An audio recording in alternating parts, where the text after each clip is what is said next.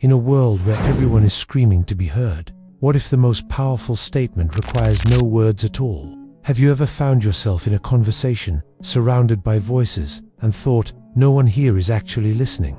That feeling is not an accident. It's not a flaw in your perception. A great philosopher was convinced that this feeling is a profound symptom of human nature. Arthur Schopenhauer, the master of philosophical pessimism, did not see silence as emptiness or weakness. For him, it was the ultimate refuge for clarity, the shield of the intellect, and a subtle form of power. In a loud, superficial world, silence isn't just golden, it's a weapon. And in this video, we will unlock its secret. We will discover why the smartest people often say the least, and find a peace in silence that remains unattainable for the noisy masses. Stay tuned, because what you learn today could change the way you see the world, and your place in it, forever. Let's be honest, the modern world is addicted to noise. And I don't just mean the noise of traffic, construction sites, and the music that bombards us everywhere. It's the noise of incessant opinions, endless notifications, and superficial conversations that wash over us like a torrential river. We live in a culture where airtime is confused with importance. Whoever shouts the loudest, posts the most, and responds the fastest seems to win the game.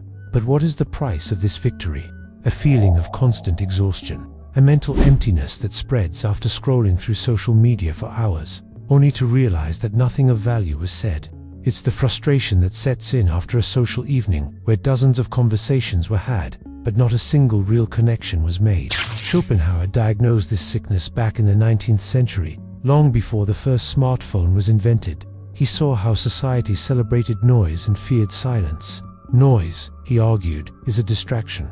It's the tool we use to numb ourselves, so we don't have to face the uncomfortable truth of our own inner world. Superficial conversations, small talk, the endless exchange of banalities, all of this serves only one purpose: to keep us from thinking.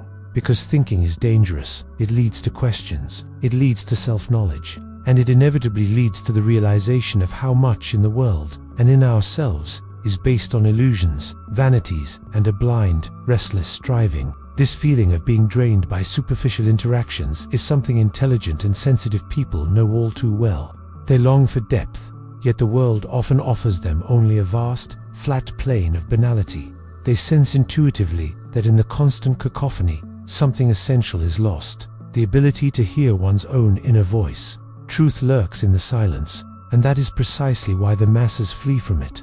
They escape into noise so they don't have to be alone with themselves. Schopenhauer recognized that whoever can resist this noise and actively seek out silence gains an invaluable advantage. They find not emptiness, but clarity. They find not loneliness, but themselves. So who was this man who so radically defended silence? Arthur Schopenhauer was no unworldly hermit. He was a razor-sharp observer of the human comedy, a philosopher whose work is often considered pessimistic, but perhaps better described as brutally realistic. His central idea, which runs through his entire work, is the concept of the world as will and representation. What does that mean? Simply put, Schopenhauer believed that beneath the surface of the world we perceive the representation there is an aimless and irrational force at work: the will. This will is not our personal will, but a universal, blind urge to live, to exist, to continue. It is in everything: in the plant that grows towards the light, in the animal that fights for survival, and in the human who is driven by endless desires. This constant wanting, this incessant striving, is, according to Schopenhauer, the root of all suffering. We want something, and as long as we don't have it, we suffer. As soon as we get it, boredom or a new desire sets in. It is an eternal pendulum between pain and boredom. In this cosmic drama, our reason, of which we are so proud, is merely an obedient servant of this will. It is a tool the will uses to achieve its goals more efficiently, but it is not the master of the house. Our thoughts, our logic, our intellect, most of the time, they are just justifications for the deep, irrational desires that drive us. And this is precisely where silence comes in.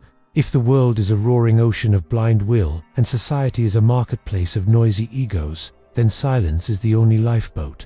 It is a conscious withdrawal from the chaos, a refusal to be swept away by the noise of desires both our own and others. Schopenhauer saw that intelligent people are often particularly sensitive to this underlying noise of the world. They feel the disharmony, the hypocrisy, and the superficiality more intensely. That is why, for them, retreating into silence is not a strange habit, but a pure necessity for self-preservation. It is the only way to free the mind from the shackles of the will and achieve a state of clear, untroubled observation.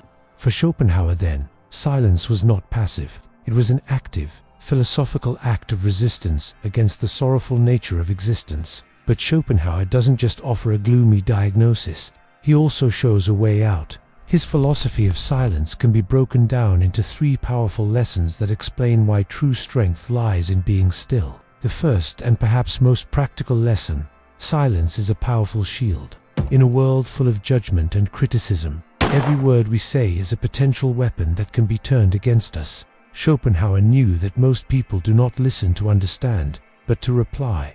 They are on the lookout for a pause, a carelessness, a point of attack. When we remain silent, we take the wind out of their sails. We give them nothing for their criticism to latch onto, but the protection works both ways. How often have we said something in the heat of the moment and regretted it immediately? A thoughtless word can destroy friendships and undermine trust. Silence gives us that crucial moment of pause. It is the buffer between impulse and action. In this pause, we can question our own motives. Am I speaking to help or to stroke my ego? The wise person, according to Schopenhauer, knows that it is often better to show one's intelligence by what one conceals than by what one says. Silence protects us from the foolishness of others, but above all, it protects us from our own. In a heated debate, the one who remains calm and silent is often the one who truly controls the situation. Silence forces others to confront the volume of their own words, and not infrequently, exposes their emptiness. This leads us to the deeper, philosophical level. When we silence the external noise, what do we hear? At first, the noise in our own head, the chorus of fears, desires, and worries. This is the voice of the will. Most people cannot bear this and immediately flee back to external distractions. But for those who endure it and remain in the silence, a new possibility opens up. Slowly, the fog lifts. One learns to distinguish one's own voice from the implanted voices of society, parents, and the media. One recognizes which desires are truly one's own and which have merely been adopted. In silence, we confront our true selves, without masks or excuses. This process is not always pleasant. It requires courage, but it is the only path to true authenticity and inner peace. As long as we allow ourselves to be numbed by external noise, we are merely puppets of our subconscious and the expectations of others. Only in silence can we see the strings that pull us. Silence is the laboratory of the self, a sacred space where wisdom grows, not by accumulating information, but by shedding illusions. Intelligent people are often drawn to this space because their curiosity is not satisfied with superficial answers. They seek the truth, and the truth speaks in a whisper, not a scream. And the paradox is this: in social situations, silence is often the greatest source of power. Our society is programmed for reciprocity. When someone speaks, we expect a response. By consciously remaining silent, we break this unwritten law. Imagine a negotiation. One side makes an offer, the other side remains silent. What happens? The silence creates a vacuum, a tension. The other side gets nervous. Was the offer too low? Did I say something wrong? Often, they will start to fill the vacuum themselves, improving their offer or revealing more than they intended. This dynamic applies almost everywhere. Silence signals self-confidence. It says, I don't need your approval. I am not dependent on your reaction. It lends an aura of mystery. People wonder what you are thinking and often project more wisdom onto you than you may actually possess. As Schopenhauer put it, it is wiser to demonstrate your intelligence through silence. This form of power is not aggressive. It is subtle, defensive, and incredibly effective. It gives you control over the pace of a conversation. While others waste their energy on thoughtless words, the silent one conserves their resources. They observe, analyze, and speak only when their words truly have weight. In a world where everyone is vying for attention, the rarest and most valuable resource is the ability to consciously withhold it. This is the silent power of the wise. We have now seen why Schopenhauer viewed silence as a path to protection, self-knowledge, and power. His wisdom challenges us to reevaluate our relationship with noise. And that brings me to a question for you. In what situations in your life could you consciously choose silence instead of words? What truth about yourself or others might you discover if you were just quiet and observed? Write your thoughts in the comments. Silence is power. If this idea resonates with you, let us know. And if you want more of these deep dives into human nature, then subscribe to the channel and hit the bell. We explore the ideas that help you better understand not only the world, but also yourself. Theory is all well and good, but philosophy is useless if you don't live it. That's why I want to leave you with a practical challenge. Your task for the next week is simple, but not easy. Consciously schedule 15 minutes of absolute silence every day. No phone, no computer, no music, no books. Find a place where you can be undisturbed and simply do ... nothing. Sit down and be still. Just observe what happens. Feel the urge to reach for your phone. Listen to the choir of thoughts that rises in your head. Resist the impulse to get up and do something productive. Just stay there, and beyond that, try to consciously use silence in a social interaction. The next time you're in a conversation, resist the urge to immediately fill every pause. Pause before you answer. Really listen, without already formulating your response in your head. Observe how the dynamic of the conversation changes. This exercise will teach you more about yourself and the world than 100 books. It is the first step to breaking out of the prison of noise and finding the freedom and clarity that exist only in silence. We have journeyed to the heart of Schopenhauer's philosophy and discovered that silence is so much more than the absence of sound. It is a shield, a path to truth, and a form of power. In our loud, overloaded world, his message is perhaps more important today than ever before.